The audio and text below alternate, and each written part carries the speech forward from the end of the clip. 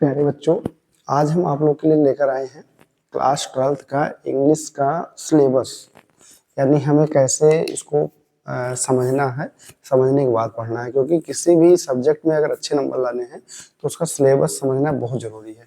अगर आप सिलेबस समझते हो तो एक अच्छी रणनीति के साथ तैयारी करते हो तो नंबर आपके अच्छे आ जाएंगे। चलिए हम लोग देखते हैं। ये आपका इंग्लिश का सिलेबस है क्लास 12th का। ये इंग्लिश जो होता है आपका दो पार्ट में डिवाइड होता है, एक होता है लिटरेचर, एक होता है इंग्लिश ग्रामर।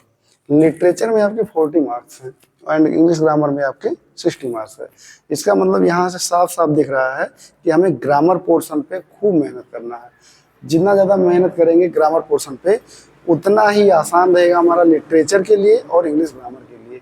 क्योंकि अगर आपका ग्रामर पोर्शन अच्छा हो गया तो लिटरेचर में भी लिखना ही होता है, तो बड़े आराम से आप लोग लिख सकते हैं, सेंटेंसेस बना सकते हैं। तो सबसे पहले हम लिटरेचर समझ लेते हैं आसान तरीके से।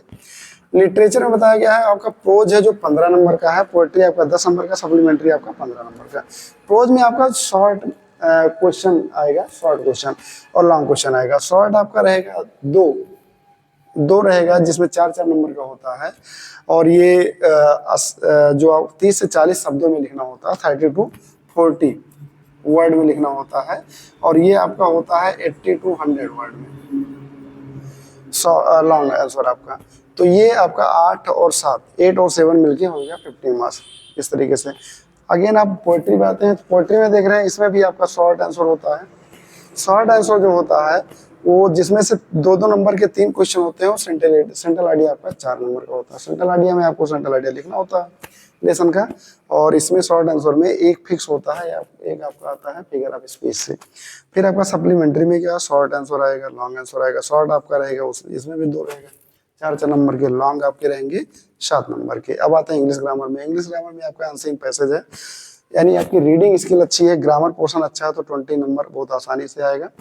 इसमें आपका देखिए 4 क्वेश्चन रहेंगे 3-3 नंबर के शॉर्ट आंसर के, और 3 क्वेश्चन जो आपके होंगे वो वोकैब से होंगे, वोकैबुलरी से होंगे, पैसेज से होंगे। और फिर आपका राइटिंग देख लीजिए। राइटिंग में आपका क्या है, आर्टिकल और लेटर। आर्टिकल आपका क्या होता है, आर्टिकल आपका जो एस से पहले बोला जाता था 100 से 150 शब्दों में लिखना होता है 10 नंबर के लिए। लेटर में आपका कंप्लेंट या बिजनेस लेटर होगा जो 10 नंबर का होगा।